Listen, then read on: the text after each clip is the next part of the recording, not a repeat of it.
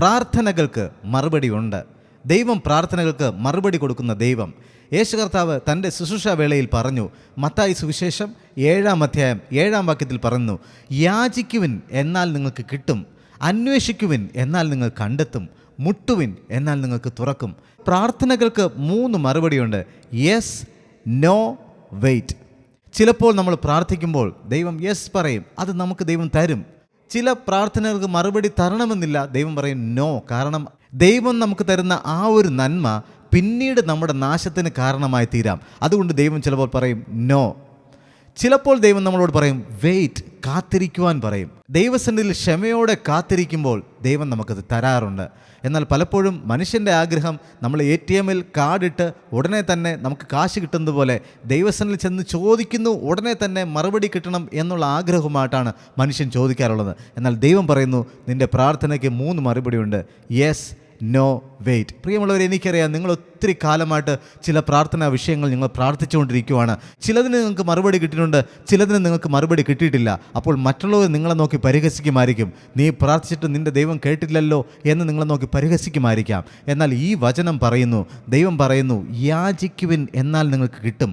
നമ്മുടെ ആവശ്യങ്ങൾ പറഞ്ഞിട്ട് ദൈവമേ ഇതിൽ അങ്ങയുടെ ഇഷ്ടം മാത്രം എനിക്ക് നൽകണമേ എന്ന് പറയണം. അപ്പോഴാണ് നമ്മൾ യാചിക്കുന്നത്, ദൈവഹിതമായിട്ടുള്ള കാര്യങ്ങൾ നമുക്ക് തരുന്നത്. നമ്മുടെ പ്രാർത്ഥനയുടെ മറുപടി യെസ് ആയിട്ട് മാറും.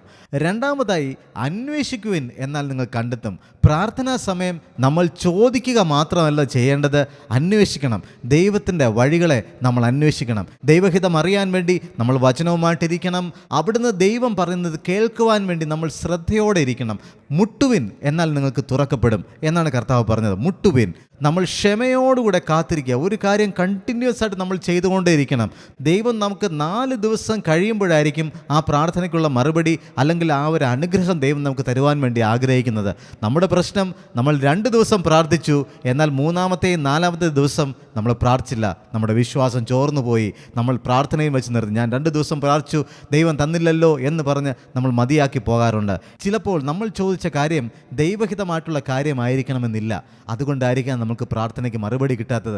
ചിലപ്പോൾ ദൈവം പറഞ്ഞിരിക്കാം, വെയിറ്റ് ചെയ്യ്, ദൈവസന്നിധിയിൽ കാത്തിരിക്കുക, ഞാൻ നിനക്ക് പ്രതിഫലം തരുന്നുണ്ട്. ക്ഷമയോടുകൂടെ കാത്തിരിക്കാം. ഈ കാത്തിരിക്കുക എന്ന് പറയുന്ന സമയം നമ്മുടെ ജീവിതത്തിൽ വിശ്വാസത്തെ വർദ്ധിപ്പിക്കുന്ന സമയമാണ്. ഓരോ ദിവസവും കഴിയുന്തോറും ദൈവത്തിലുള്ള വിശ്വാസം നമുക്ക് കൂടി വരണം. അതുകൊണ്ട് എൻ്റെ പ്രാർത്ഥനയ്ക്ക് ദൈവം മറുപടി തന്നില്ല എന്ന് വിചാരിച്ച് നിരാശപ്പെടേണ്ട, ഭാരപ്പെടേണ്ട, തകർന്നു പോകേണ്ട. നമ്മുടെ പ്രാർത്ഥന കേൾക്കുന്ന ദൈവം, നമ്മുടെ യാചനകൾക്ക് മറുപടി തരുന്ന ദൈവം നമ്മുടെ കൂടെയുണ്ട്. ധൈര്യമായിട്ടിരിക്കുക. God bless U.